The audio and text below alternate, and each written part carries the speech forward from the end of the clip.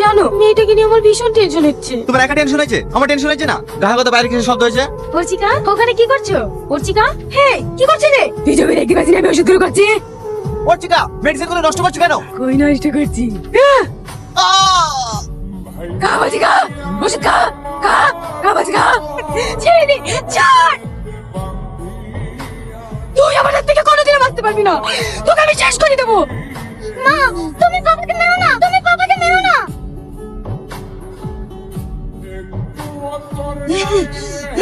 ওই আওয়াজ নিচে, কেন এই সংসার নষ্ট করতে এসেছিস? আমি এসে প্রতিশোধ নিতে। কিসের প্রতিশোধ?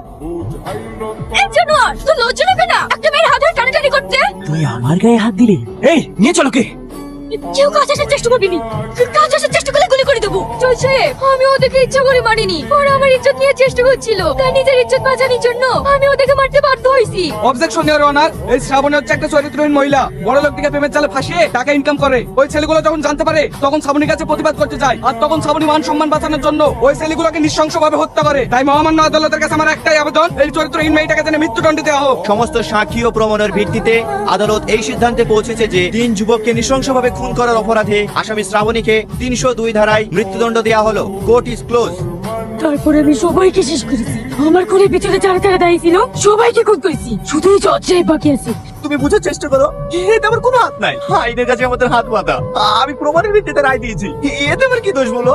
দোষ নেই বললে হবে? এইভাবে আমার মতো বিনা অন্যায় হাজার হাজার মানুষকে সাজা ভোগ করতে হয়, আমি তোকে ছাড়বো না। এই যে বাচ্চাটা, আমি বাড়ি গেলে এতিম হয়ে যাবে। এই মেয়েটা, আমি বাড়ি গেলে বিধবা হয়ে যাবে। আমার বাবাকে ছেড়ে দেন না প্লিজ। ওরা যখন ক্ষমা চাইছে ওদেরকে ক্ষমা করে দিয়ে তুই অনেক দূরে চলে যা। ঠিক আছে, শুধু এই বাচ্চাটার মুখের দিকে তাকিয়ে তোকে ক্ষমা করে দিলাম, নইলে তোকে আমি জীবনেও ছাড়তাম না।